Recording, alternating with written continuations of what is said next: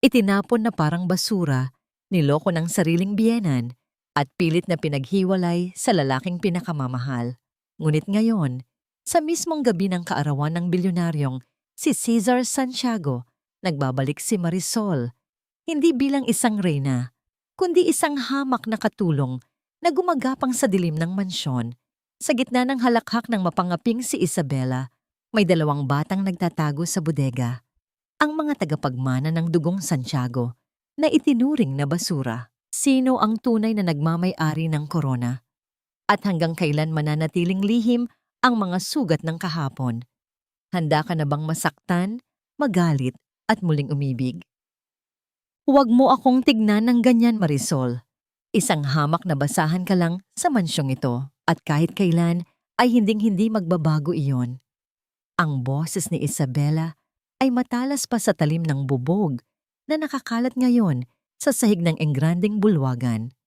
Malamig, puno ng pangungutya, at may kasamang tawa na tila nanunuot sa bawat himay-may ng pagkatao ni Marisol. Habang ang lahat ng panauhin sa kabilang silid ay nagkakasiyahan para sa ika-35 kaarawan ni Cesar Santiago, si Marisol ay narito, nakaluhod sa malamig na marmol, tinitiis ang hapdi ng kanyang mga tuhod at ang bigat ng kanyang dibdib. Sa ilalim ng liwanag ng mga dambuhalang kristal na ilaw na nagkakahalaga ng milyon-milyon, ang anyo ni Marisol ay isang malaking kabalintunaan. Nakasuot siya ng kupas at maluwag na uniporme ng katulong. Ang kanyang mga kamay, na dati ay malambot at madalas hawakan ni Cesar ng may pagmamahal, ngayon ay magaspang na at nanginginig sa takot.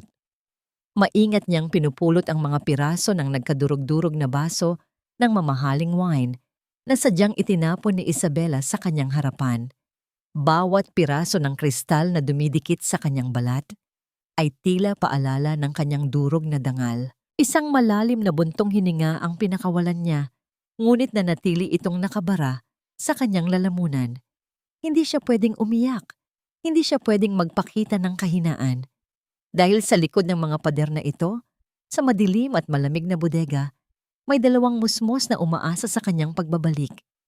Ang kanyang mga anak, ang lihim na bunga ng isang pag-ibig na matagal nang ibinaon sa limot. Ramdam ni Marisol ang titig ni Isabela na tila isang latigo na humahagupit sa kanyang likuran. Ano pang hinihintay mo? Bilisan mo ang paglilinis diyan bago ka pa makita ng mga guests. You look so pathetic, Marisol. Kung alam ko lang na ganito ka kadumi tignan ngayon, sana ay mas maaga pa kitang kinuha bilang alila. Hindi kumibo si Marisol, na natili siyang nakayuko. Ang kanyang buhok ay nakatabing sa kanyang mukha upang itago ang mga matang nagbabadyang maglabas ng luha. Ngunit sa isang sandali, tumigil ang lahat ng ingay sa paligid. Ang marangyang musika mula sa ballroom ay tila humina. Ang tanging naririnig na lamang ni Marisol ay ang tibok ng sarili niyang puso na tila isang tambol na nagbababala ng panganib. Naramdaman niya ang isang pamilyar na pabango, mabango, maskulado, at amoy ng kapangyarihan. Isang pares ng mamahaling sapatos na balat ang huminto sa mismong harapan ng kanyang mga kamay. Dahan-dahan, sa kabila ng takot na namamayani sa kanyang sistema, ay iniangat ni Marisol ang kanyang paningin. Doon, nakatayo ang lalaking dahilan ng kanyang bawat ngiti at bawat pait. Si Cesar Santiago, ang lalaking 7 taon niyang hindi nakita, ang lalaking pinangakuan siya ng kawalan, ngunit ang lalaki ring tumalikod sa kanya noong siya ay walang-wala. Ang mga mata ni Cesar, na dati ay puno ng init, ngayon ay malamig, at tila hindi makapaniwala sa nakikita. Nagtagpo ang kanilang mga paningin sa gitna ng tensyon at amoy ng alak. Sa isang iglap, tila bumalik ang lahat ng sakit. Ang gabi ng ulan, kung kailan siya itinapon sa kalsada, ang gutom na tiniis niya para sa 2 bata, at ang bawat panalangin niyang huwag na silang magtagpong muli. Nanigas ang buong katawan ni Cesar. Ang baso ng champagne na hawak niya ay dahan-dahang humilig. Tila nakalimutan na ng kanyang mga kamay ang kanilang tungkulin. Ang tanging nakikita niya ay ang babaeng matagal na niyang ipinagluksa. Ang babaeng akala niya ay kinalimutan na siya kapalit ng pera. Ngayon ay nakaluhod sa kanyang paanan bilang isang hamak na utusan. Marisol? Ang pagbigkas ni Cesar sa kanyang pangalan ay parang isang bulong na dinala ng hang. Ang pagbigkas ni Caesar sa kanyang pangalan ay parang isang bulong na dinala ng hangin mula sa isang nakalipas na buhay. Isang buhay kung kailan ang lahat ay posible pa, bago ang lahat ay gumuho at maging abo. Marisol? Is that really you? Ang boses ni Cesar ay nanginginig, tila hindi sigurado kung ang nakikita niya ay isang buhay na tao o isang multo na nagmula sa kanyang sariling konsensya. Bago pa man makasagot si Marisol, mabilis na humakbang si Isabela sa pagitan nila. Ang tunog ng kanyang mga mamahaling takong sa sahig ay tila mga saksak ng karayom sa katahimikan ng bulwagan. Caesar, darling, don't mind her. She's just a new girl we hired through the agency. Sobrang clumsy niya, right? Imagine, sa gitna pa ng party mo siya nakabasag. Tumingin si Isabela kay Marisol. Ang kanyang mga mata ay nanlilisik at puno ng babala. Marisol, ano pang hinihintay mo? Tapusin mo na ang kalat na yan at bumalik ka na sa quarters mo. You are making the guests uncomfortable with your state. State. Ang salitang yon ay tumama kay Marisol nang higit pa sa anumang sampal. Alam niya ang ibig sabihin nito. Ang kanyang tuyong balat, ang kanyang malalim na eye bags dahil sa mga gabing walang tulog sa pag-aalaga sa dalawang batang may sakit at ang kanyang mga kamay na puno ng sugat. Siya ay isang mantsa sa gitna ng perpektong mundo ni Cesar. Dahan-dahang tumayo si Marisol. Mahigpit na hawak ang basahan na basang-basa na sa alak at dugo mula sa maliit na hiwa sa kanyang daliri. Hindi niya tiningnan si Caesar. Natatakot siya na kapag nagtagpo muli ang kanilang mga mata, ang pader na 7 taon niyang binuo ay tuluyang gumuho. Pasensya na po, ma'am. Pasensya na po, sir. Ang paos at mahinang sagot ni Marisol. Ang bawat salita ay tila may kasamang bubog na humihiwa sa kanyang lalamunan. Tumalikod siya, ngunit bago pa siya makalayo, naramdaman niya ang init ng kamay ni Caesar na humawak sa kanyang braso.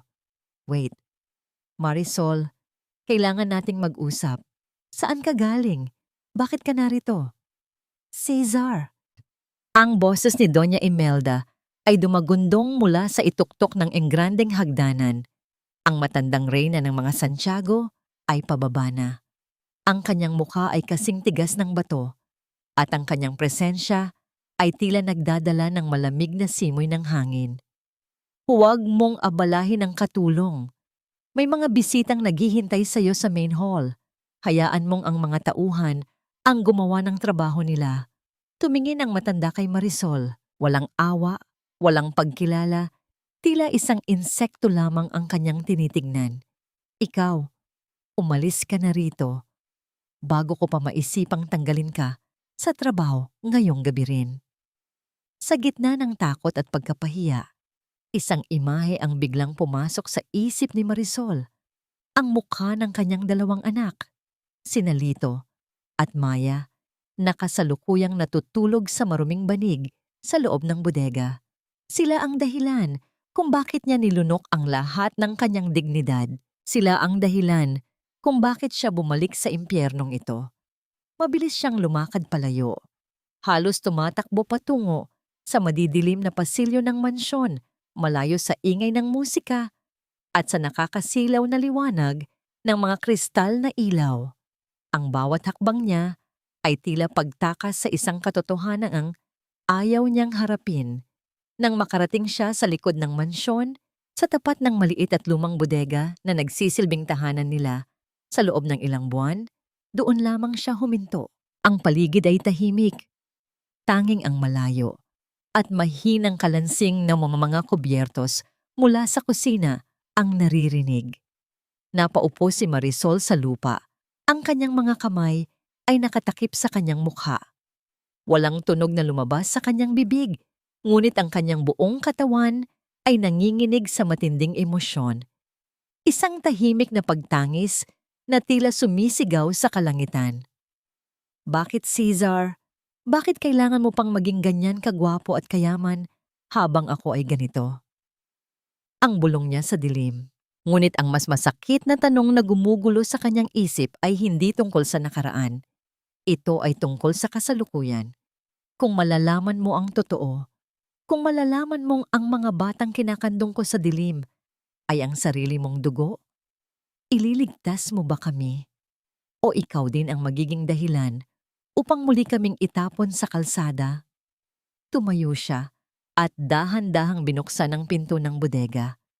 Ang amoy ng alikabok at lumang kahoy ang sumalubong sa kanya. Doon, sa ilalim ng isang manipis na kumot, ay mahimbing na natutulog ang dalawang batang may mukhang tila kinuha sa mismong hulma ng mukha ni Cesar Santiago. Sa sandaling iyon, alam ni Marisol na ang gabi ng kaarawan ni Cesar ay hindi lamang simula ng muli nilang pagkikita. Ito ang simula ng isang giye na wala siyang katiyakang mapapagtagumpayan. Ang bawat hakbang ni Marisol palayo sa nagniningning na bulwagan ay tila paghila sa isang mabigat na kadena na nakagapos sa kanyang puso. Ang amoy ng mamahaling pabango at alak ay unti-unting napalitan ng amoy ng basang lupa at amag habang tinatahak niya ang madilim na bahagi ng bakuran patungo sa dulo ng mansyon. Dito, malayo sa mga mata ng mga mapanghusgang bisita, matatagpuan ang isang lumang bodega na dati ay imbakan lamang ng mga kagamitang hindi na kailangan. Ngunit para kay Marisol, ito ang kanyang buong mundo. Dahan-dahan niyang pinihit ang kalawanging trangka ng pinto. Tinitiyak na ang mahinang langit-ngit ng kahoy ay hindi lilikha ng ingay na pupukaw sa atensyon ng mga gwardiya. Sa loob, ang tanging nagbibigay ng liwanag ay isang maliit at aandap-andap na bumbilya na nakasabit sa kisame. Nay, ikaw na ba yan? Isang maliit at paos na boses ang bumasag sa katahimikan. Mabilis na lumapit si Marisol sa isang sulok kung saan nakalatag ang isang manipis at lumanang kutsyon. Doon, nakaupo ang dalawang bata na tila mga anghel na naligaw sa gitna ng dumi at alikabok. Si Lito at si Maya. Ang kanilang mga mata, na kasing talim at kasing lalim ng mga mata ni Cesar, ay nakatingin sa kanya nang may halong pananabik at gutom. Oo, anak. Si nanay ito. Pasensya na kayo kung natagalan ako. Ang bulong ni Marisol habang hinahaplos ang mga pisngi ng kanyang mga anak. Ramdam niya ang init sa balat ni Maya, isang palatandaan na hindi pa rin tuluyang bumababa ang lagnat nito. Eksaktong sa sandaling iyon, ang pinto ng bodega ay muling bumukas ng dahan-dahan. Napasinghap si Marisol at agad na hinarangan ng kanyang mga anak, handang makipaglaban kahit kanino. Ngunit ang aninong pumasok ay hindi isang kaaway.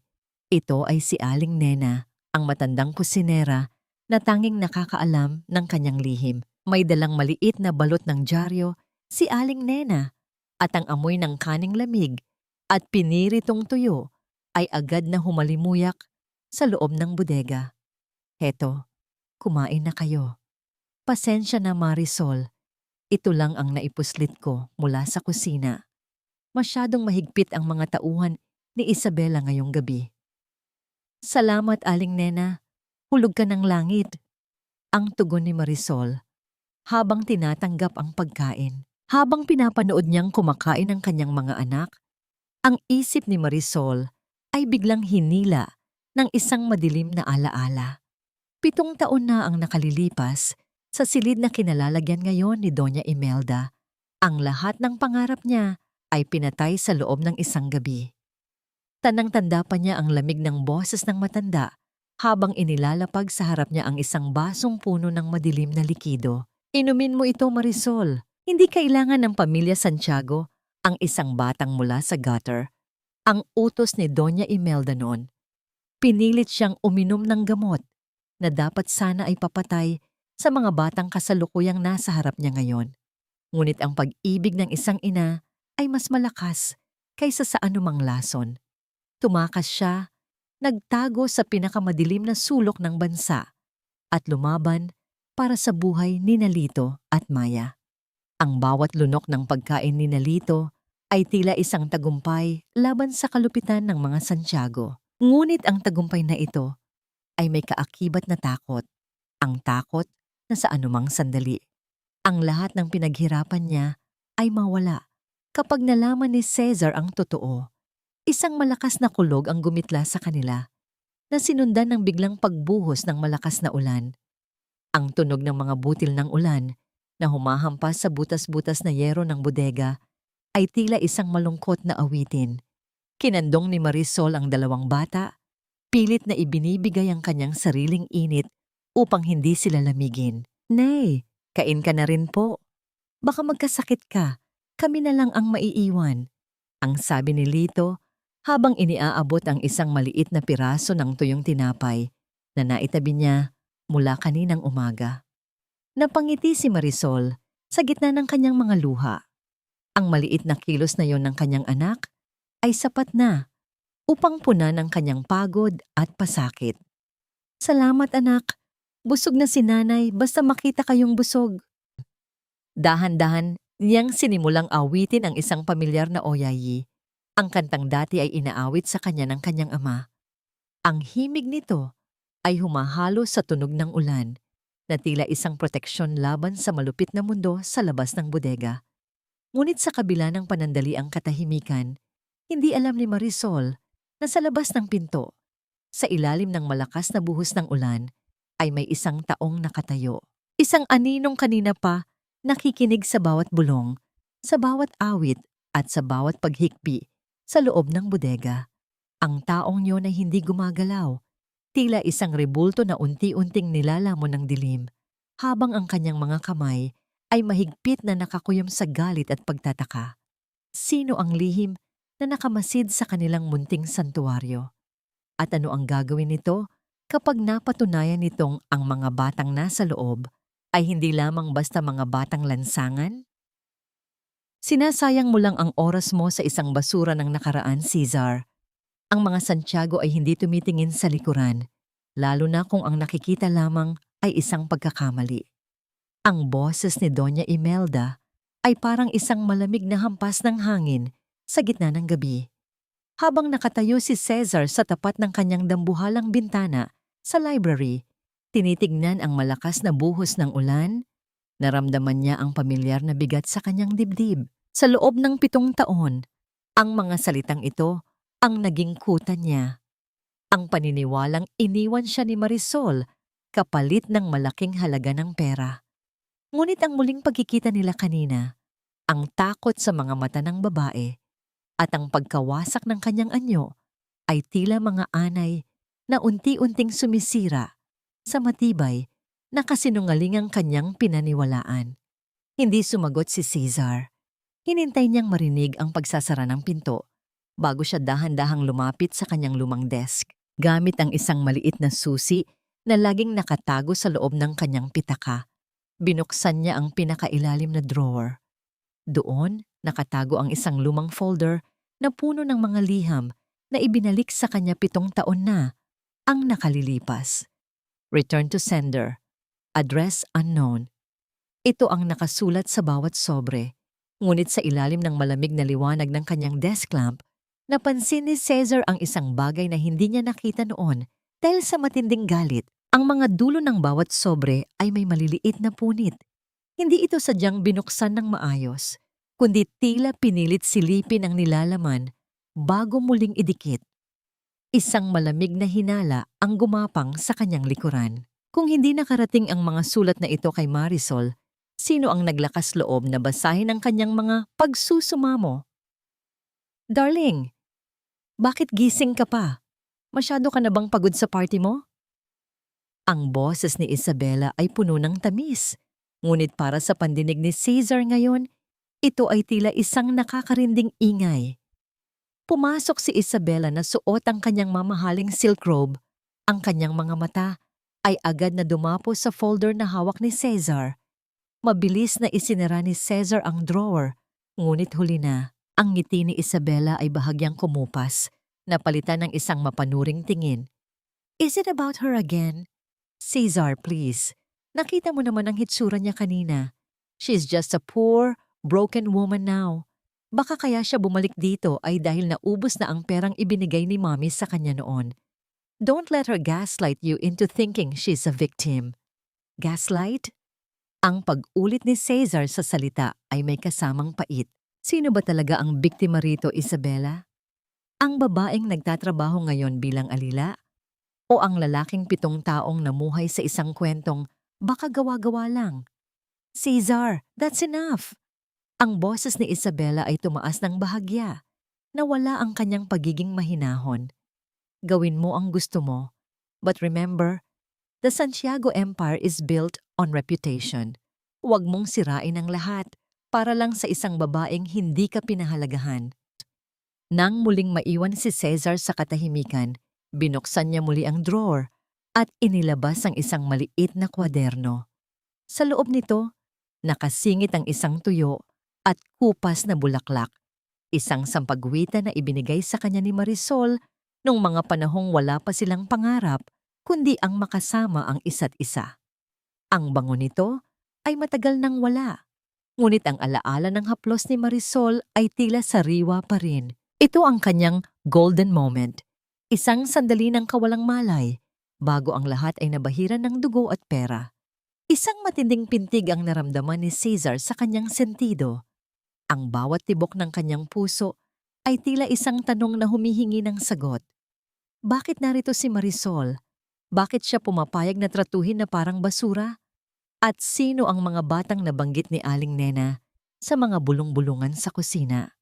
Hindi na makapaghintay si Cesar hanggang umaga. Ang pag-aalinlangan ay tila isang apoy na sumusunog sa kanyang sistema. Kinuha niya ang kanyang jacket at lumabas ng silid. Ang bawat hakbang niya sa mahabang pasilyo ng mansyon ay tila paglalakad sa gitna ng isang bitag. Nang makarating siya, sa likod ng bahay, ang malakas na tunog ng ulan na humahampas sa mga dahon ay tila isang babala. Ngunit hindi siya huminto. Ang kanyang paningin ay nakapokus sa dulo ng hardin, kung saan nakatayo ang lumang bodega. Isang maliit na liwanag ang nanggagaling sa loob nito. Isang liwanag na tila tumatawag sa kanya upang buksan ang pinto ng katotohanan.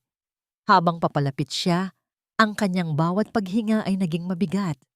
Ang malamig na tubig ng ulan ay bumabasa sa kanyang mukha. Ngunit ang apoy sa loob ng kanyang dibdib ay lalo lamang nag-aalab. Itinapat niya ang kanyang kamay sa pintuan ng bodega. Ang kanyang mga daliri ay nanginginig sa pagitan ng takot na malaman ang totoo at ang kailangang makita ang lahat. Kung ang nakaraan ay isang bangungot, handa na ba siyang magising? O ang pagbukas ng pintong ito ang magiging mitya ng tuluyang pagkawasak ng kanyang mundo? Ang langit ay tila nagagalit. Ang bawat dagundong ng kulog ay nagpapayanig sa marupok na dingding ng bodega.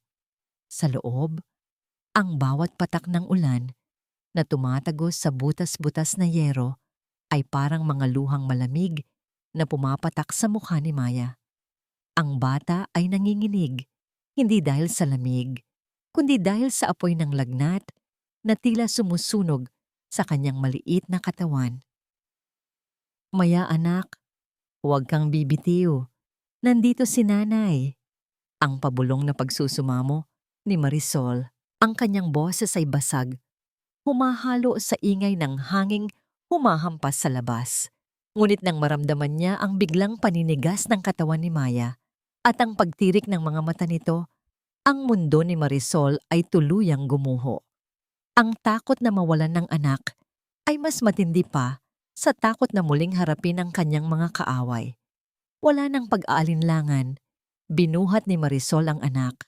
Binalot niya ito ng kanyang sariling katawan. Hinahayaan ng ulan na bumasa sa kanyang likuran. Huwag lang madampian ang may sakit na bata. Tumakbo siya patungo sa main mansion. Ang bawat hakbang sa putikan ay tila paghakbang sa gitna ng mga patalim. Nang bumukas ang malaking pinto ng silya, ang nakakasilaw na liwanag at ang bango ng mamahaling kandila ang sumalubong sa kanya. isang malaking insulto sa kanyang kalagayan. Tulungan niyo ako, ang anak ko, mamatay ang anak ko. Ang hiyaw ni Marisol na umalingaw-ngaw sa engrandeng silya, naging sanhi ng pagtigil ng usapan ng mga natitirang bisita. Mabilis na lumapit si Isabela, ang kanyang muka ay puno ng pandidiri, habang tinitignan ang basang-basang si Marisol na dumudumi sa kanilang mamahaling carpet. "What is the meaning of this, you dirty woman? How dare you bring your sick brat inside our house? Kung kailangan mo ng pera, huwag mong gamitin ang bata para makuha ang awa namin. This is pure extortion." "Hindi pera ang kailangan ko, Isabela. Tulong. Kailangan namin ng doktor." Ang sigaw ni Marisol habang humihikbi. Eksaktong sa sandaling iyon, mabilis na bumaba si Cesar mula sa library. Huminto ang kanyang mundo nang makita niya si Marisol na nakaluhod, yakap ang isang bata na tila wala ng buhay. Lumapit siya at nang hawiin ni Marisol ang basang buhok na tumatakip sa mukha ni Maya, tila tumigil ang pag-ikot ng mundo ni Cesar. Ang ilong, ang hugis ng labi, at ang bawat kurba ng mukha ng bata ay tila isang salamin ng kanyang sariling kabataan. "Cesar, don't touch them.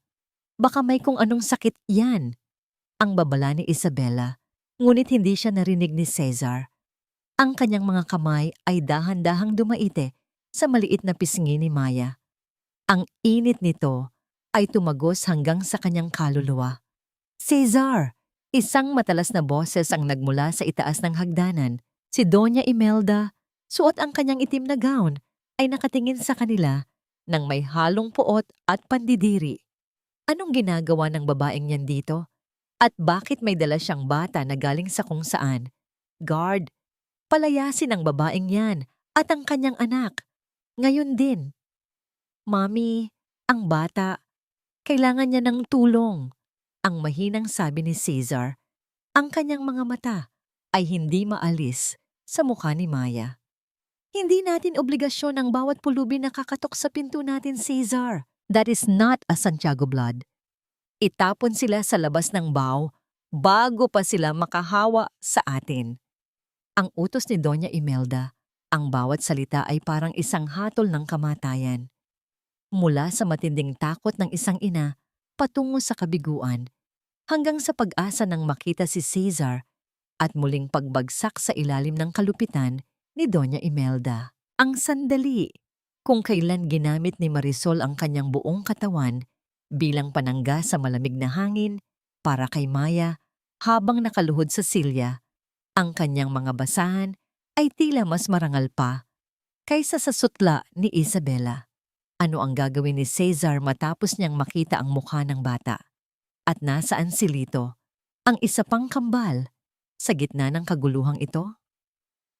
Habang hinihila ng mga gwardiya si Marisol palabas sa gitna ng malakas na ulan, isang malakas na sigaw ang nanggaling sa dilim ng hardin. "Bitawan niyo ang nanay ko!" Ito ay si Lito na tumatakbo patungo sa kanila. Ang kanyang mukha ay lalong nagpatingkad sa katotohanang hindi na kayang itago ng dilim. Ang titig ni Cesar na lumipat mula kay Maya patungo kay Lito at ang unti-unting pagbuo ng isang katotohanang dudurog sa kanyang puso. "Bitawan niyo siya. Huwag niyo siyang hahawakan kung ayaw ninyong mawalan ng trabaho ngayong gabi rin." Ang sigaw ni Cesar ay tila isang kidlat na tumama sa gitna ng marangyang silya, sapat na upang mapatigil ang mga gwardya sa kanilang marahas na paghila kay Marisol. Ang ulan ay patuloy na bumubuhos sa likuran nila, ngunit sa loob ng mansyon, ang tensyon ay mas nakakapaso pa kaysa sa anumang apoy. Dahan-dahang lumapit si Cesar. Hindi niya pinansin ang putik na kumakapit sa kanyang mamahaling pantalon o ang tubig na tumatulo mula sa kanyang buhok. Ang kanyang buong atensyon ay nakatuon sa dalawang bata, kay Maya na walang malay sa bisig ni Marisol, at kay Lito na nakatayo sa dilim. Ang mga kamao ay nakakuyom, habang ang mga mata ay naglalabas ng apoy ng galit.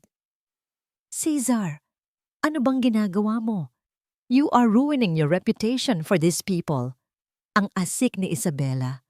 Ang kanyang boses ay puno ng pagkapahiya habang nakatingin sa mga natitirang bisita na nagsisimulang magbulungan. Hindi siya narinig ni Cesar. Maingat niyang kinuha si Maya mula sa nanginginig na mga kamay ni Marisol. Sa sandaling madampyan ng kanyang balat, ang nagbabagang katawan ng bata, naramdaman ni Cesar ang isang matinding hapdi sa kanyang puso. Isang uri ng sakit na hindi kayang ipaliwanag ng mediko, kundi ng dugo lamang. Ihanda ang sasakyan. Ngayon din, ang utos ni Cesar sa kanyang personal na driver, ang boses ay mababa, ngunit puno ng awtoridad na hindi matatanggihan. Hindi aalis ang sasakyang yan, Cesar. Ang boses ni Doña Imelda ay muling bumasag sa hangin. Humakbang siya pababa. Ang bawat tunog ng kanyang baston sa sahig ay tila isang hatol. Hindi ko hahayaang gamitin ang pag-aari ng mga Santiago para sa mga bastardo ng babaeng iyan.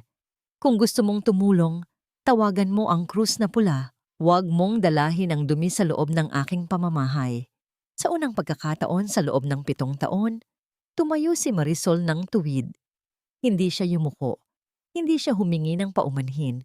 Inihawi niya ang kanyang basang buhok at tumingin ng diretso sa mga mata ng matandang reyna. Ang tanging dumi sa silid na ito, Doña Imelda, ay ang konsensya ninyo, ang mahinahong sabi ni Marisol, ngunit ang bawat salita ay tila isang matalas na patalim.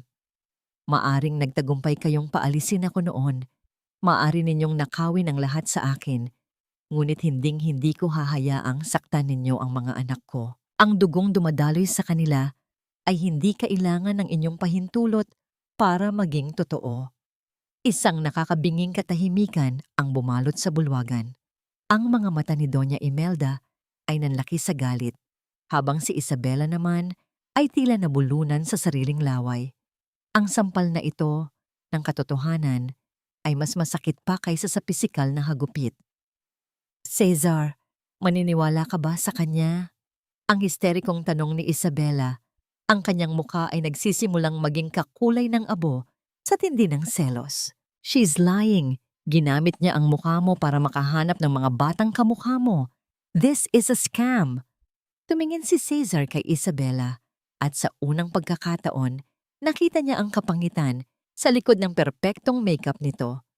Tignan mo sila, Isabela. Tignan mo ang mga mata ni Lito. Tignan mo ang hugis ng mukha ni Maya.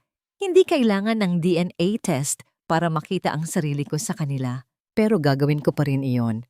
Hindi para patunayan sa inyo, kundi para ipakita sa buong mundo kung gaano kalaki ang kasalanang ginawa ninyo sa akin. Mabilis na binuhat ni Cesar si Maya patungo sa sasakyan habang ang isa niyang kamay ay mahigpit na humawak sa balikat ni Marisol. Sumama ka sa akin. Hindi ko na kayo hahayaang mawala muli. Naiwan si Doña Imelda at Isabela sa gitna ng malawak na silya. Ang bawat dekorasyon ng party, ang mga lobo at ang mga mamahaling pagkain ay tila mga basura na lamang sa harap ng nagaganap na pagbabago. Hindi ito pwedeng mangyari. Ang bulong ni Isabela habang nanginginig ang kanyang mga kamay. Hindi ko hahayaang makuha ng babaeng yan ang lahat. Habang ang sasakyan ay mabilis na humaharurot sa gitna ng baok patungo sa ospital, ang loob ng sasakyan ay puno ng mabigat na katahimikan. Nakaupo si Marisol sa tabi ni Cesar, hawak ang kamay ni Lito, habang si Maya ay nakahiga sa kandungan ng kanyang ama. Naramdaman ni Marisol ang titig ni Cesar sa kanya. Isang titig na puno ng pagsisisi, pagmamahal, at 1,000 tanong. Gusto niyang magalit, gusto niyang sumigaw, ngunit ang tanging naramdaman niya ay ang init ng kamay ni Cesar na dahan-dahang pumatong sa kanyang kamay. Isang munting haplos, isang pangako ng proteksyon na 7 taon niyang hinintay. Ngunit sa likod ng kanyang isip, isang tanong ang patuloy na umaalingaw-ngaw. Sapat na ba ang isang gabi para hilumin ang 7 taon ng pagdurusa? O ito lamang ang simula ng isang mas malaking bagyo na dudurog sa kanilang lahat? Huwag mong isipin na dahil dinala ka ni Cesar sa silid na ito, ay naging prinsesa ka na. Ang amoy ng bodega ay nakadikit pa rin sa balat mo, Marisol. Ang tinig ni Isabela ay tila isang malansang bulong habang nakatayo siya sa pintuan ng silid panauhin kung saan pansamantalang inilagay ni Cesar sina Marisol. Ang silid ay malawak, may malambot na kama at mga kurtinang sutla. Ngunit para kay Marisol, ang hangin dito ay mas nakakalunod kaysa sa loob ng bodega. Matapos ang ilang oras sa ospital at matiyak na ligtas na si Maya, pinilit ni Cesar na doon sila magpalipas ng gabi. Hindi sumagot si Marisol. Pinagmasdan niya ang kanyang mga anak na mahimbing na natutulog sa malambot na kutsyon.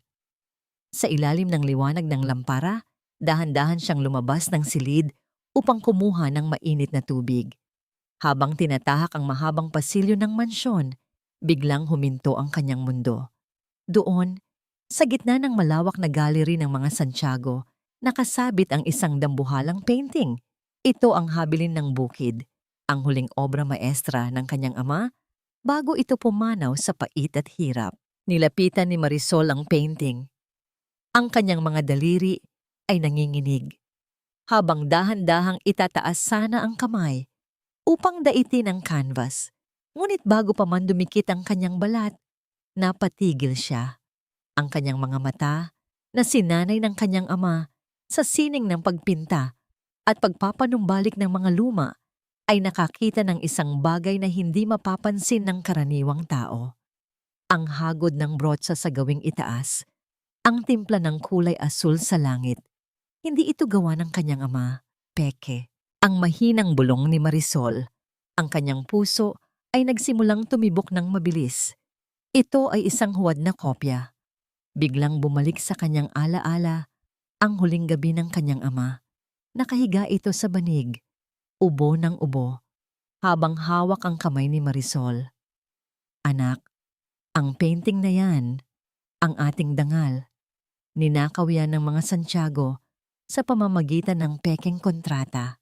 Bawiin mo yan, hindi dahil sa halaga nito, kundi dahil naroon ang kaluluwa ng ating pamilya.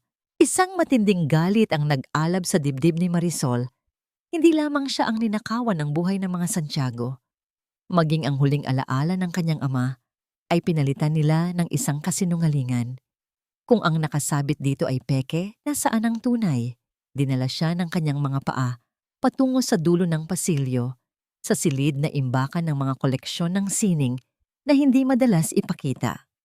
Ang bawat hakbang niya sa sahig na kahoy ay lumilikha ng mahinang tunog na tila mga bulong ng nakaraan. Gamit ang isang maliit na hairpin, pinihit niya ang lumang kandado ng storage room.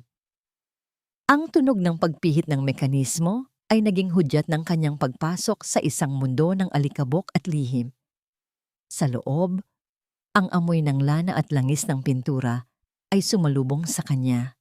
Hinalughog niya ang bawat sulok, ang bawat nakabalot na canvas, at doon, sa pinakalikod, nakatago sa ilalim ng isang makapal at maruming tela, nakita niya ang isang pamilyar na kanto ng frame. Hinawi niya ang takip, ang tunay na habilin ng bukid. Ang mga kulay ay mas buhay. Ang bawat hagod ay puno ng emosyon na tanging ang kanyang ama lamang ang makakagawa. Ngunit may mas malaking sorpresa ang naghihintay sa kanya. Sa likod ng frame, may nakadikit na isang envelope na may selyo ng bangko.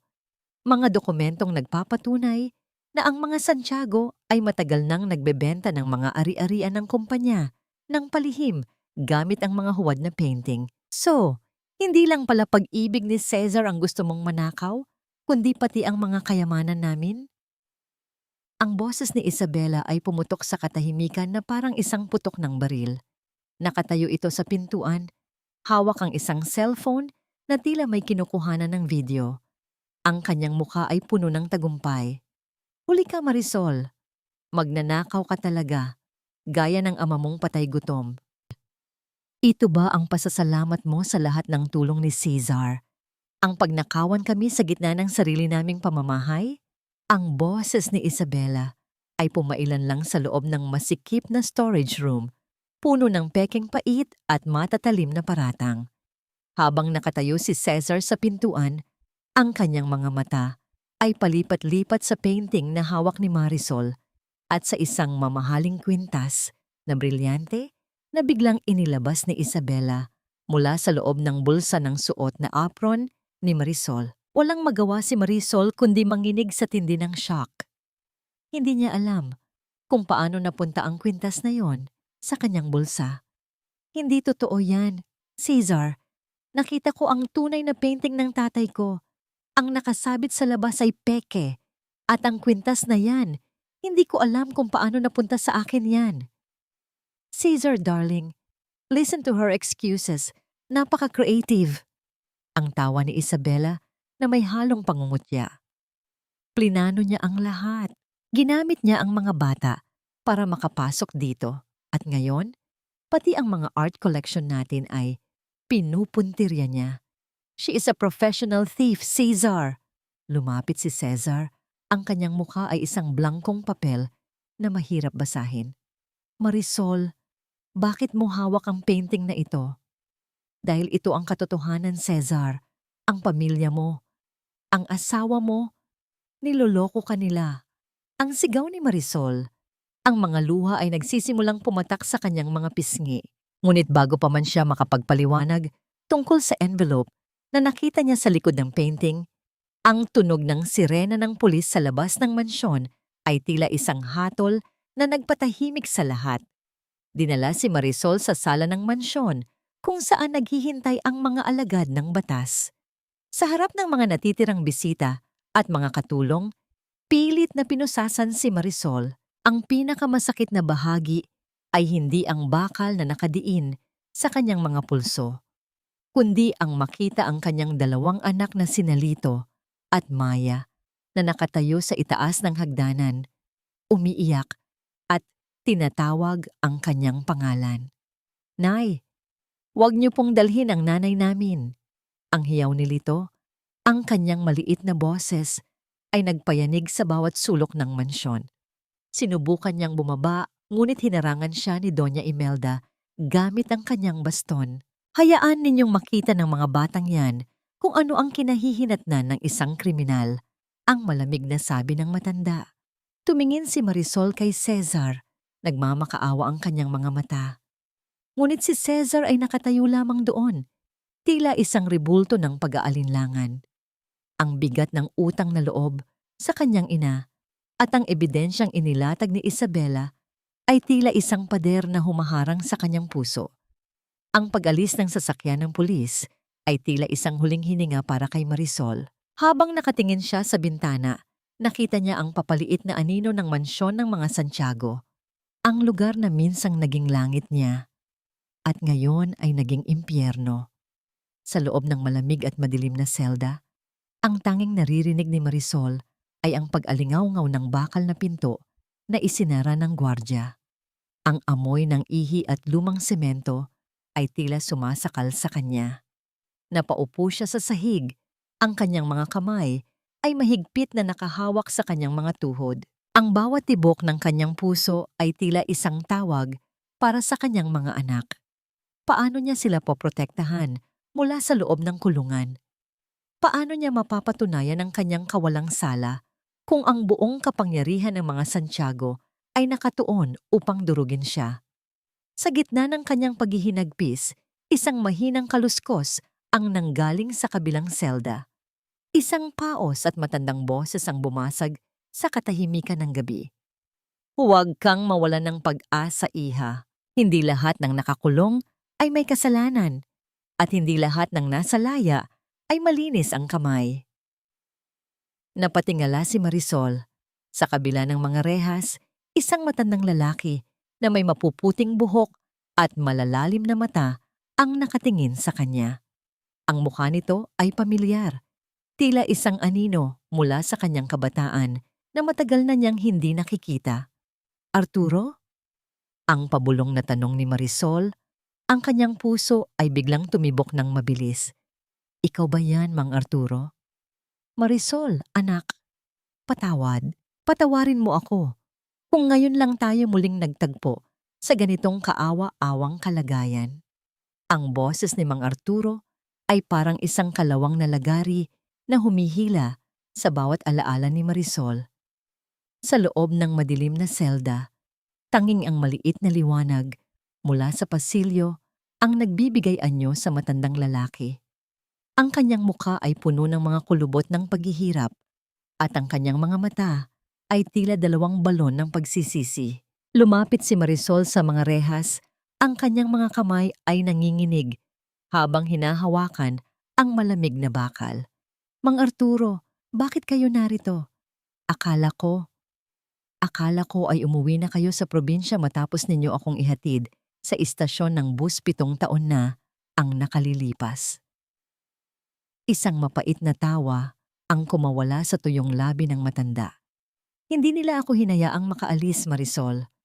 Ang pamilya Santiago ay hindi nag-iiwan ng mga saksi na maaring sumira sa kanilang dangal. Matapos kitang iligtas mula sa utos ni Doña Imelda na itapon ka sa bangin, ibinintang nila sa akin ang pagnanakaw ng kumpanya.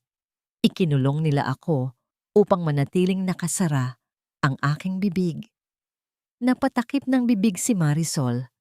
Ang bawat salita ni Arturo ay tila isang malakas na hampas sa kanyang puso. Utos. Utos ni Doña Imelda na itapon ako sa bangin? Oo, anak. Hindi lang ang pagpapainom sa'yo ng gamot ang binalak nila. Gusto nilang mawala ka ng tuluyan kasama ang mga batang dinadala mo. Pero hindi ko kaya, Marisol. May konsensya pa ako. Kaya tinulungan kitang makatakas, kapalit ng sarili kong kalayaan, ang hikbi ng matanda. Inabot ni Mang Arturo ang isang maliit at maduming tela mula sa ilalim ng kanyang higaan. Sa loob nito ay nakabalot ang isang lumang digital voice recorder. Itago mo ito. Nakuha ko ito sa loob ng opisina ni Doña Imelda bago nila ako pasukuin sa pulis. Narito ang lahat. Ang boses niya habang inuutusan ng doktor na lasunin ka at ang plano ni Isabela na agawin ang lahat ng ari-arian ni Cesar. Samantala, sa loob ng mansyon, hindi mapakali si Cesar. Ang katahimikan ng bahay ay tila sumasakal sa kanya. Nakaupo siya sa kanyang opisina, tinitignan ang piraso ng tela na naiwan ni Marisol sa storage room. Isang matinding pakiramdam ang nagsasabi sa kanya na may mali. Masyadong perpekto ang pagkakahuli ni Isabela kay Marisol. Lumabas si Cesar at nagtungo sa opisina ng kanyang ina. Gamit ang kanyang master key, binuksan niya ang cabinet na matagal nang bawal buksan. Doon, nakita niya ang isang folder na naglalaman ng mga bank statement sa ilalim ng pangalan ni Isabela. Mga transaksyon na nagpapatunay na milyon-milyon ang nawawala sa pondo ng kumpanya patungo sa isang dummy account sa ibang bansa. Ngunit ang mas nakakagimbal ay ang isang nakatagong litrato sa ilalim ng mga papeles. Isang litrato ni Mang Arturo na may nakasulat na, "Huwag hayaang makalabas." Ang galit ni Cesar ay tila isang bulkan na handang sumabog. Ang lahat ng kanyang paniniwala sa kanyang pamilya ay gumuho sa isang sandali. Mabilis niyang kinuha ang kanyang susi ng sasakyan. Hindi na siya makapaghintay ng abogado. Kailangan niyang marinig ang katotohanan mula mismo kay Marisol. Nang makarating si Cesar sa presinto, ang amoy ng luma at malamig na semento ang sumalubong sa kanya. Nakita niya si Marisol na nakaupo sa sahig ng selda, yakap-yakap ang sarili. Ang kanyang puso ay nadurog nang makita ang babaeng pinakamamahal niya na tila isang ibon na pinutulan ng pakpak. Marisol, ang mahinang tawag ni Cesar. Dahan-dahang tumingala si Marisol. Ang kanyang mga mata ay wala ng luha. Tanging isang malamig at matigas na determinasyon ang naroon. Hindi na ito ang Marisol na madaling takutin. "Cesar!" Ang boses niya ay matatag. "Bago ka magsalita, gusto kong pakinggan mo ito. Pagkatapos nito, ikaw ang magdesisyon kung sino sa atin ang tunay na kriminal. Tapos na ang paghahari mo, Isabela. Ang bawat sentimong ninakaw mo at ang bawat buhay na sinira mo ay naniningil na ngayon. Ang boses ni Marisol ay hindi na ang mahinang bulong ng isang alilang takot. Ito ay matatag, malamig, at may talim na tila humihiwa sa hangin ng marangyang ballroom ng mga Santiago. Isang linggo matapos ang gabi ng kanyang pagkakaaresto, nagbabalik si Marisol hindi bilang isang bilanggo, kundi bilang isang saksi ng katotohanan. Ang kanyang paglaya ay naging mabilis matapos ibigay ni Cesar ang recording at ang mga dokumento ng bangko sa mga awtoridad, ngunit ang tunay na laban ay dito magaganap sa gitna ng isang prestihiyosong auction kung saan ang pangalan ng mga Santiago ay nakataya. Nakasuot si Marisol ng isang simpleng itim na bestida. Ang kanyang buhok ay maayos na nakapusod. Inilalantad ang kanyang mukha na puno ng dignidad sa kabila ng kapayakan. Habang naglalakad siya sa gitna ng mga matataas na tao ng lipunan, ang bulong-bulungan ng mga panauhin ay tila mga kagat ng insekto sa pandinig ni Isabela at Doña Imelda. "How dare you show your face here?" Ang asik ni Isabela, ang kanyang mukha ay nababalot ng makapal na kolorete upang itago ang panginginig ng kanyang mga labi. "You are a criminal. Guards, ilabas ang babaeng ito. Walang aalis." Ang malamig na utos ni Cesar, nakapapasok lang, bit-bit ang isang tumpok ng mga papeles. Ang kanyang presensya ay nagdala ng isang mabigat na katahimikan sa buong silid. Lumapit si Marisol sa tapat ng painting na Habilin ng Bukid. Ang painting na pilit ibinebenta ng pamilya Santiago bilang isang orihinal na obra. Kinuha niya ang isang maliit na ultraviolet light at isang bote ng espesyal na likido para sa restorasyon. Sa harap ng mga eksperto sa sining at mga mamamahayag, dahan-dahan niyang nilinis ang isang maliit na bahagi sa ibaba ng canvas. Ang obra maestrang ito ay isang kasinungalingan, ang pahayag ni Marisol. Habang tumatama ang liwanag sa canvas, lumitaw ang isang nakatagong marka sa ilalim ng makapal na pintura, isang serye ng mga numero at isang pangalan na hindi kay Doña Imelda o sa pamilya Santiago. Ito ay isang kopya na ginawa upang itago ang katotohanang ang orihinal na painting ng aking ama ay matagal nang balak ibenta ni Isabela ng palihim upang pondohan ang kanyang mga personal na luho at ang kanyang ibang buhay. Nagkaroon ng malakas na singhap sa paligid. Ang tunog ng mga kamera na walang tigil sa pagkuha ng litrato ay tila mga dagok sa dangal ni Doña Imelda. Ngunit hindi pa doon nagtatapos. Inilabas ni Cesar ang mga bank statement at ang mga litrato ng pakikipagkita ni Isabela sa isang kilalang smuggler ng sining. Hindi lang painting ang ninakaw mo, Isabela. Maging ang pondo ng kumpanya na para sana sa mga tauhan natin ay dinala mo sa isang account sa labas ng bansa. At ang lahat ng ito ay ginawa mo habang ginagaslight mo ako na si Marisol ang masamang tao. Ang mukha ni Isabela ay nawalan ng kulay, tila isang bangkay na nakatayo sa gitna ng liwanag. Sinubukan niyang lumapit kay Cesar, sinubukang hawakan ang kamay nito. "Darling, no. It's not what it looks like. Ginawa ko lang to para sa atin, para sa security natin." "Security?" Ang mapait na tawa ni Cesar.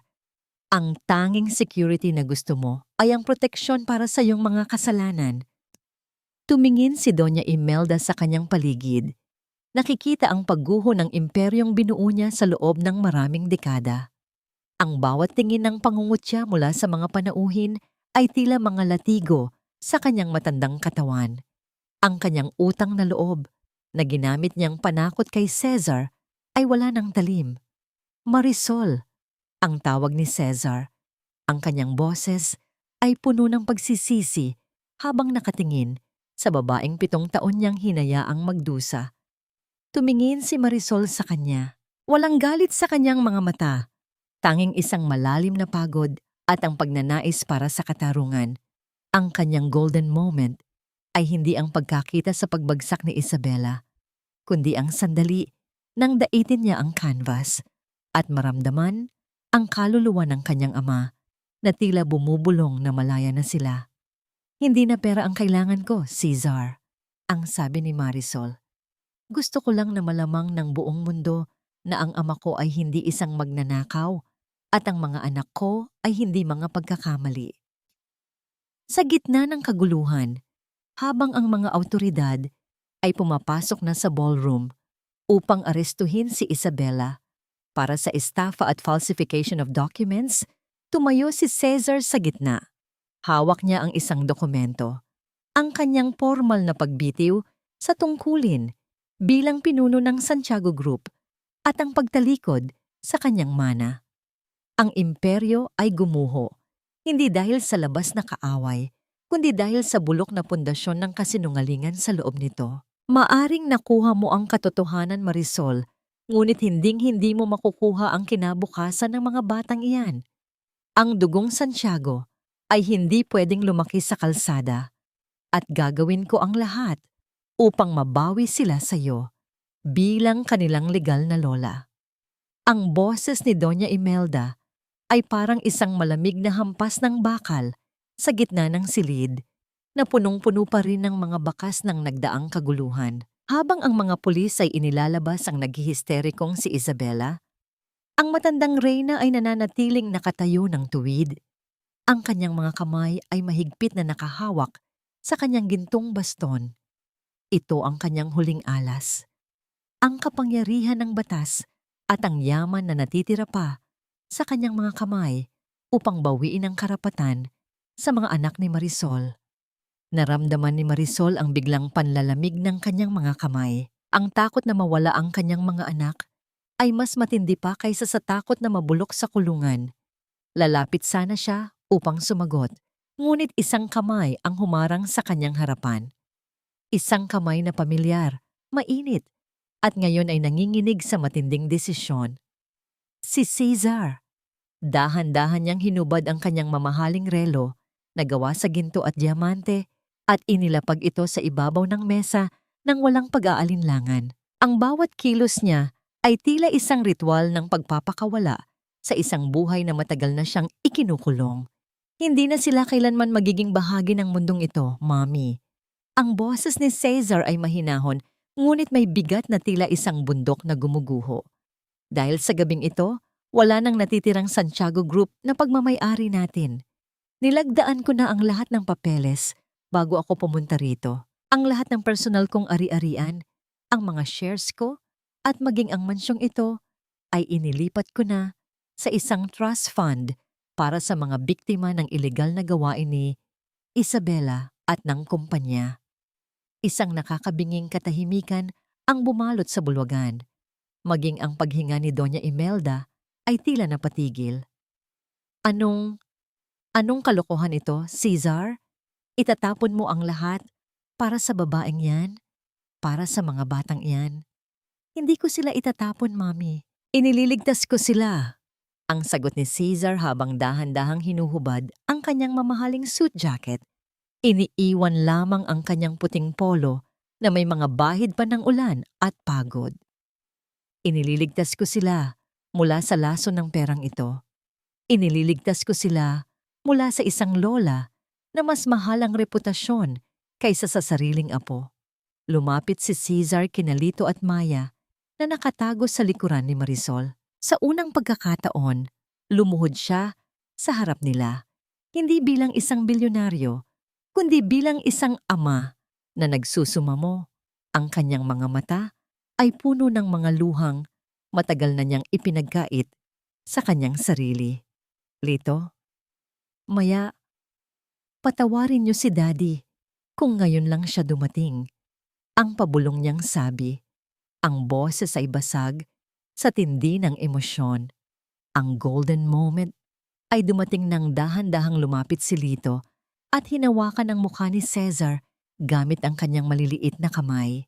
Ang pagdampi ng balat ng anak sa ama ay tila isang kuryenteng nagpahilom sa lahat ng sugat ni Cesar.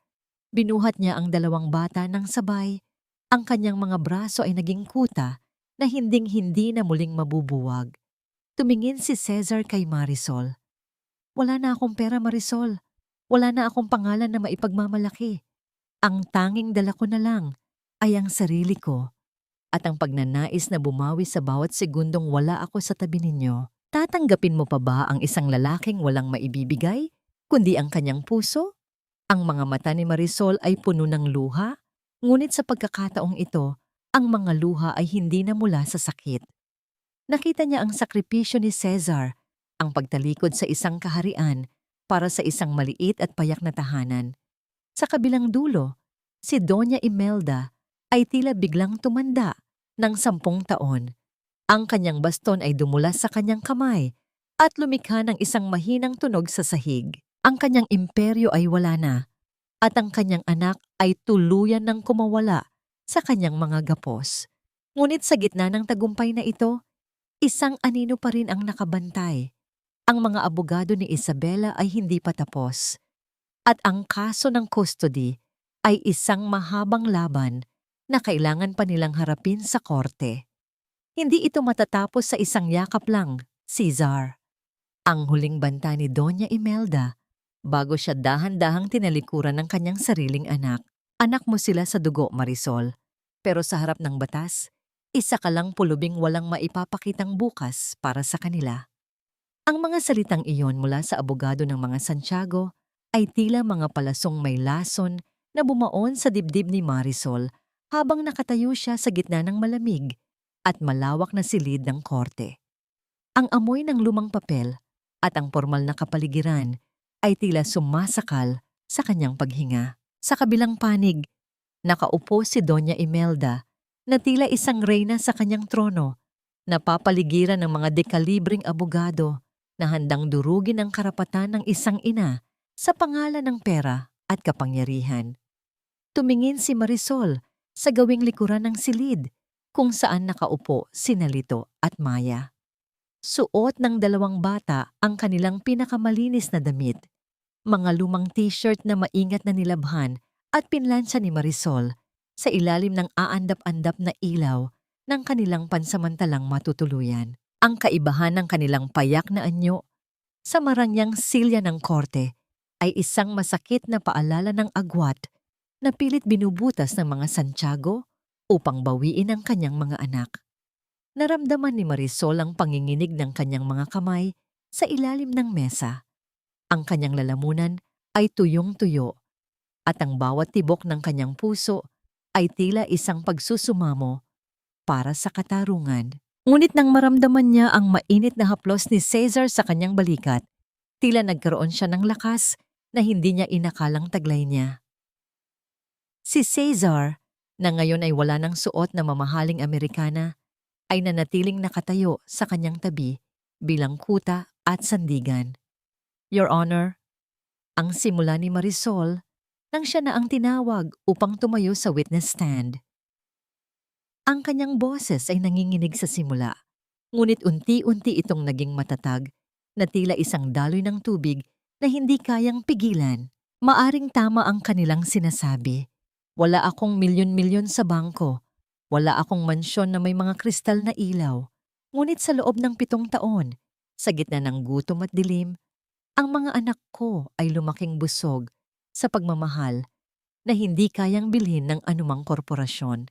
Ikinuwento ni Marisol ang mga gabing wala silang makain, kundi ang sabaw ng kanin na hiningi niya sa mga kapitbahay. Ikinuwento niya kung paano niya ginamit ang sarili niyang katawan bilang kumot ni Lito at Maya noong mga gabing binabagyo ang kanilang maliit na silid. Ang bawat salita niya ay tila isang pintig ng katotohanan na nagpatahimik sa buong korte. Ang tunay na kahirapan, Your Honor, ay hindi ang pagkakaroon ng walang laman na bulsa. Ito ay ang pagkakaroon ng pusong walang puwang para sa awa at katotohanan. Ang pagtatapos ni Marisol habang tumitingin ng diretso sa mga mata ni Doña Imelda. Eksaktong sa sandaling iyon, ang pinto ng korte ay bumukas ng dahan-dahan. Ang tunog ng mga yabag ng sapatos na gawa sa goma ay bumasag sa katahimikan. Pumasok si Aling Nena. Kasunod ang 2 pang matatandang katulong na nagtrabaho sa mansyon ng mga Santiago sa loob ng ilang dekada. Ang kanilang pagdating ay tila isang hukbo ng mga aninong naglalakad patungo sa liwanag. Nandito kami para magsalita, ang sabi ni Aling Nena nang siya ay manumpa sa harap ng hukom. Ang kanyang tinig ay puno ng katapangan na nagmula sa maraming taon ng pananahimik. Nakita ko kung paano itinapon ni Doña Imelda si Marisol sa labas ng 27 taon na ang nakalilipas. Nakita ko ang mga pasang iniwan ng kalupitan ng pamilyang ito sa kaluluwa ng isang tapat na babae. Ang mga Santiago ay hindi karapat-dapat na humawak sa mga batang iyan dahil ang kanilang mga kamay ay marumi sa dugo ng kasinungalingan. Ang golden moment ng paglilitis ay nang ilabas ni Aling Nena ang isang lumang kaldero mula sa kanyang bitbit na bag. Sa loob ng kalderong ito, nagluto si Marisol ng lugaw mula sa mga tira-tirang pagkain sa kusina ng mansyon para lang may maipakain sa kanyang mga anak habang nagtatago siya sa bodega. Ito ang ebidensya ng kanyang pagmamahal, ang pagsasakripisyo ng sariling dignidad para sa buhay ng kanyang mga anak. Ang hukom ay napayuko, tila tinatamaan ng bigat ng testimonya. Ang mga abogado ng mga Santiago ay hindi na nakaimik, habang si Isabela, na nakasuot ng uniforme ng bilanggo, ay napahagulgol na lamang sa sulok dahil sa kawalan ng pag-asa. Nang ibigay ng hukom ang huling hatol, ang tanging maririnig sa silid ay ang mabilis na paghinga ni Marisol. Ang karapatan sa pag-aalaga sa mga bata ay mananatili kay Marisol. Ang dugong Santiago ay hindi sapat na dahilan upang tapatan ang sakripisyo ng isang ina. Isang buwan na kaligayahan ang bumalot sa puso ni Marisol. Niyakap niya ng mahigpit sina Lito at Maya habang si Cesar ay nakatayo sa kanilang tabi. Ang mga luha ay malayang dumadaloy sa kanyang mga pisngi. Ang katarungan, sa wakas, ay kumatok sa kanilang pintuan.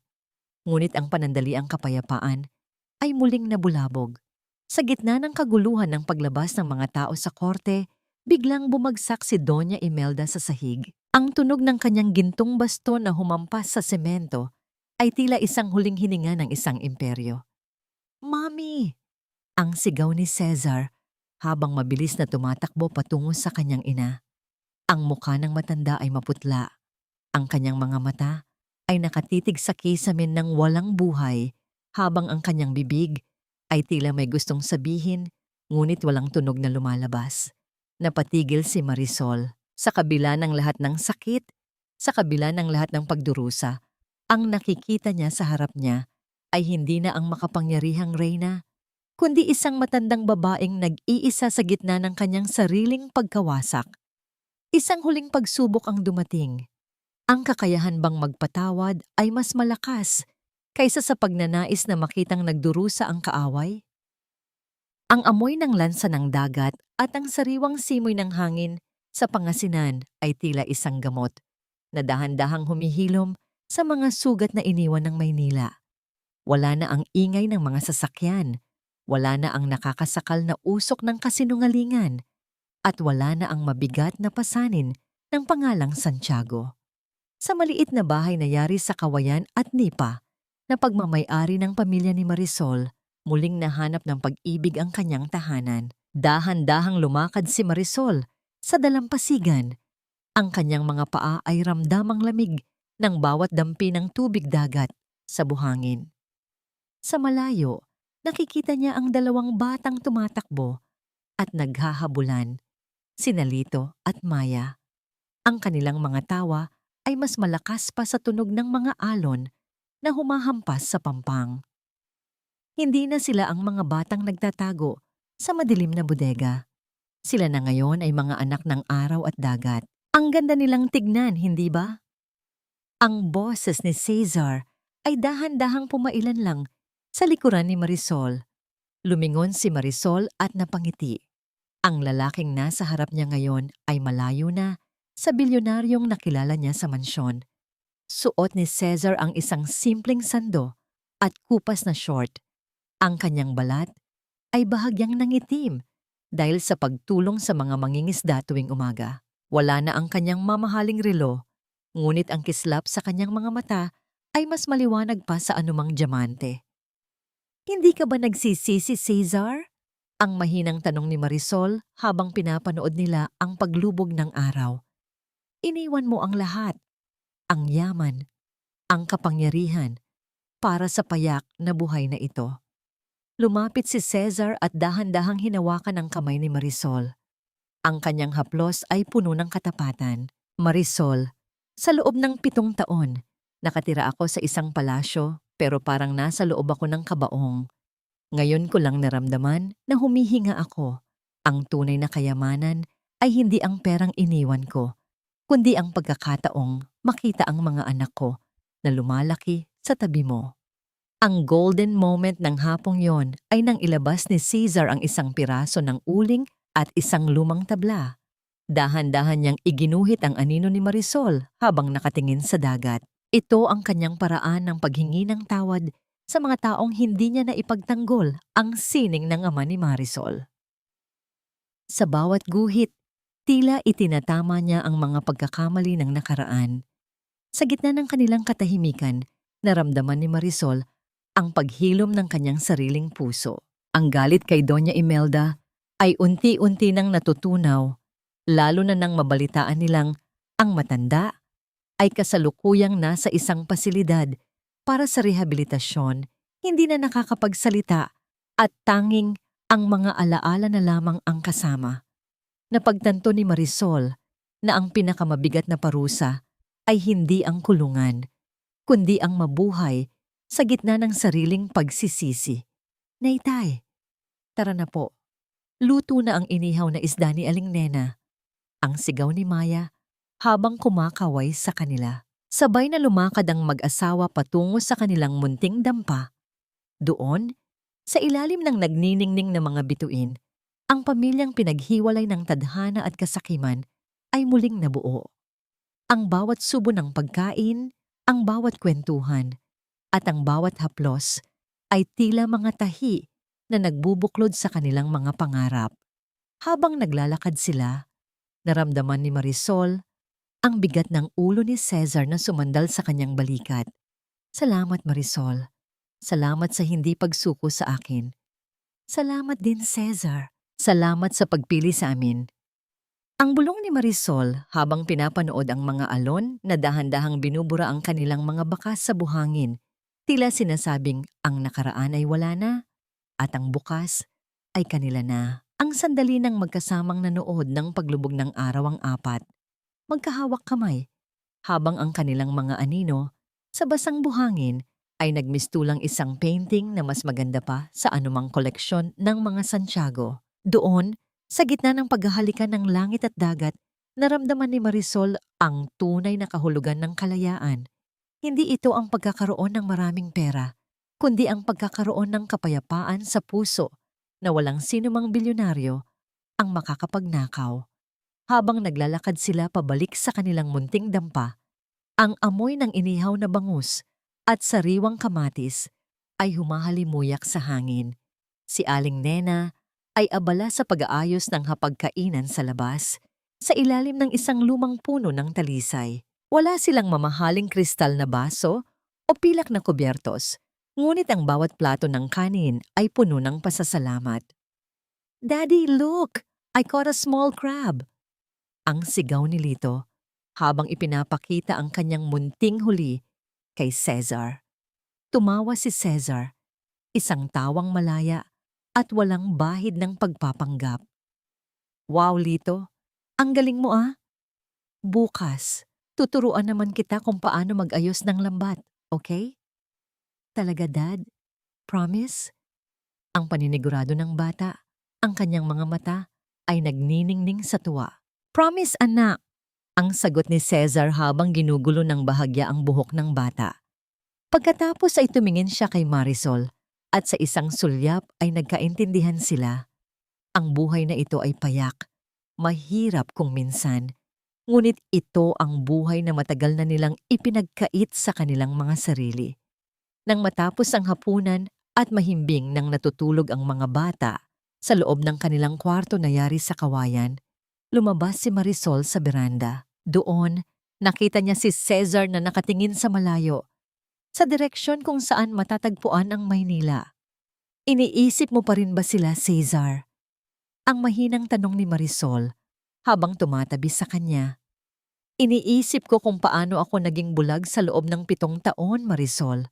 Ang buntong hininga ni Cesar. Pero hindi ko na pinagsisisihan ang pag-alis. Ang tanging hiling ko na lang ay mahanap din ni Mami ang kanyang sariling kapayapaan.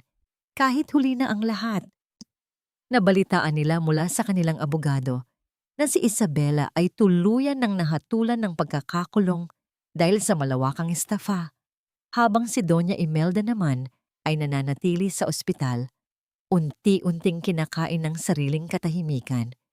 Ang imperyo ng mga Santiago ay tuluyan ng nabuwag. Ang mga ari-arian ay naibenta na upang bayaran ang mga utang at pinsalang iniwan ng kanilang kasakiman. Sa gitna ng katahimikan ng gabi, kinuha ni Marisol ang isang lumang sobre mula sa kanyang bulsa. Ito ang liham na ibinigay sa kanya ni Mang Arturo bago sila tuluyang magkahiwalay. Buksan mo na, ang udyok ni Cesar. Dahan-dahang binasa ni Marisol ang sulat. Hindi ito galing kay Arturo, kundi isang huling habilin mula sa kanyang ama na matagal nang itinago ng matandang driver. Sa loob ng sobre ay may isang maliit na susi at isang mapa ng isang lumang bodega sa kanilang probinsya. Anak, kung mababasa mo ito, ibig sabihin ay nahanap mo na ang iyong lakas. Huwag mong hanapin ang yaman sa sining, kundi ang katotohanan sa bawat hagod ng iyong buhay. May iniwan akong huling regalo sa iyo sa lugar kung saan tayo unang nangarap. 1 taon ang mabilis na lumipas mula nang lisanin ni Marisol at Cesar ang magulo at madilim na mundo ng mga Santiago sa Maynila. Sa pampang ng dagat sa Pangasinan, kung saan ang bawat umaga ay binabati ng kulay rosas na langit, isang maliit na paaralan ng sining ang nakatayo. Dito, ang mga bata sa baryo ay nagtitipon-tipon upang matutong gumuhit ng kanilang mga pangarap sa ilalim ng gabay ng isang babaeng minsan nang tinangkang durugin ng tadhana, ngunit mas piniling bumangon at magningning. Si Marisol ay nakatayo sa harap ng kanyang huling obra, isang larawan ng kanyang ama na nakangiti habang pinagmamasdan ang mga apo. Wala na ang pait sa kanyang mga mata. Ang bawat hagod ng kanyang brotsa ay puno na ng liwanag. Sa kanyang tabi, isang lalaking may magaspang na kamay dahil sa paggawa ng mga bangka ang dahan-dahang lumapit.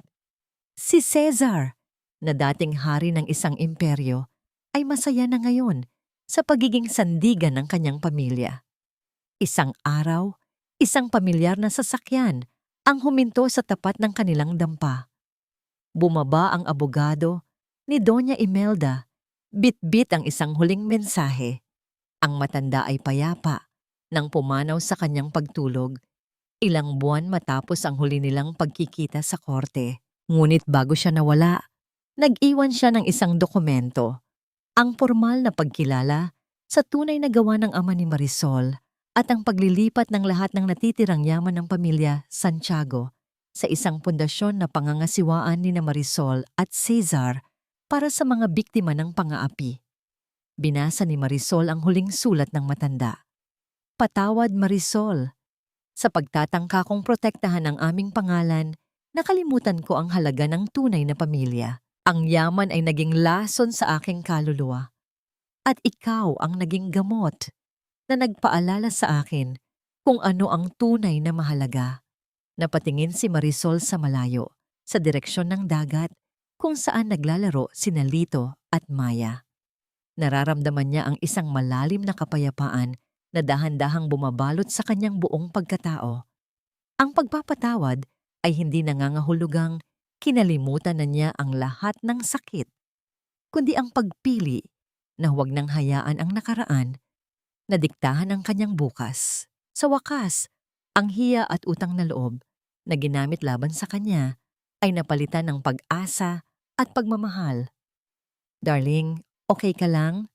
Ang tanong ni Cesar habang iniaabot ang isang baso ng sariwang buko juice. Oo, Cesar. Sa wakas, malaya na tayo. Malaya na ang alaala ni tatay at malaya na rin ang ating mga puso. Ang sagot ni Marisol habang isinasandal ang kanyang ulo sa balikat ng asawa. Ang aral na iniwan ng kanilang kwento ay tila isang bulong sa hangin na maririnig ng bawat nakikinig. Ang pera at kapangyarihan ay maaaring makabuo ng mga pader na gawa sa ginto. Ngunit tanging ang katapatan, sakripisyo at pagpapatawad lamang ang tunay na makakabuo ng isang tahanan. Sa gitna ng hirap at pasakit, ang pag-ibig na marunong maghintay at lumaban para sa tama ay hinding-hindi kailanman mabibigo. Habang unti-unting lumulubog ang araw, ang apat ay naglakad sa dalampasigan.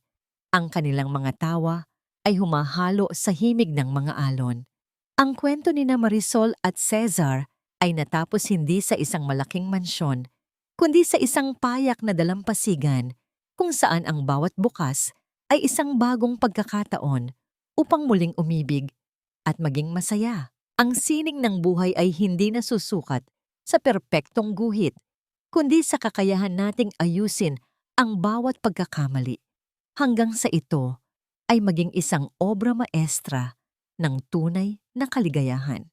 At sa dulo ng bawat pagsusumikap, doon lamang natin matatagpuan ang tunay na kapayapaan na hindi kayang tapatan ng anumang yaman. Kumusta kayo, aking mga mahal na tagapakinig? Hanggang dito na lamang ang ating mahabang paglalakbay kasama sina Marisol at Cesar. Maraming salamat mula sa kaibuturan ng aking puso dahil hindi niyo binitawan ang kanilang mga kamay mula sa unang patak ng luha hanggang sa huling tawang ngiti ng tagumpay na ito. Habang isinusulat ko ang bawat salita sa kwentong ito, madalas din akong mapahinto at mapaluha. Ang pinakamahirap na bahagi para sa akin ay ang mga gabi ni Marisol sa loob ng bodega. Ang bawat hikbi niya habang yakap ang mga batang may sakit sa gitna ng bao. Ang kwentong ito ay hindi lamang basta bunga ng aking imahinasyon. Ito ay hango sa mga totoong karanasan at mga kwentong nasaksihan ko sa ating lipunan. Mga kwento ng mga dakilang ina na handang dumaan sa butas ng karayom at lunukin ang lahat ng pait ng buhay para lamang sa kapakanan ng kanilang mga anak. Ang bawat kabanata na pinakinggan ninyo ay parang isang maliit na butil ng binhi na itinanim natin sa gitna ng tuyong lupa. Akala natin ay hindi na ito sisibol dahil sa tindi ng init ng kawalan ng katarungan. Pero gaya ng dahan-dahang paglubog ng araw na nagbibigay daan sa nagniningning na mga bituin, palaging may pag-asa. Ang mensahe ng kwentong ito ay simple lang. Ang pag-ibig ay hindi lang tungkol sa kilig, kundi tungkol sa tapang na magpatawad at kakayahang magsakripisyo para sa ikabubuti ng iba. Ngayon, bago tayo tuluyang magpaalam, may isang tanong akong gustong iwanan sa inyong mga puso. Kung kayo ang nasa kalagayan ni Marisol, kaya niyo rin bang patawarin ang isang taong naging dahilan ng inyong 7 taon na pagdurusa? Naniniwala ba kayo na ang pagpapatawad ang tunay na susi sa kalayaan o sapat na ang hustisya para hilumin ang lahat? Sana ay nag-iwan ang kwentong ito ng isang munting apoy sa inyong mga puso na magbibigay ng liwanag sa inyong sariling mga pagsubok. Kung naantig ang inyong mga damdamin, hihilingin ko po sana ang inyong suporta. Huwag po ninyong kalimutang i-like at i-share ang ating kwento upang mas marami pa tayong maabot na puso. Mag-iwan din po kayo ng inyong mga saloobin sa comment section dahil bawat komento ninyo ay nagsisilbing inspirasyon ko upang sumulat pa ng mga kwentong hitik sa aral at emosyon. Muli, maraming salamat sa inyong oras at pakikinig. Hanggang sa muli nating pagkikita sa susunod na obra maestra ng buhay. Paalam.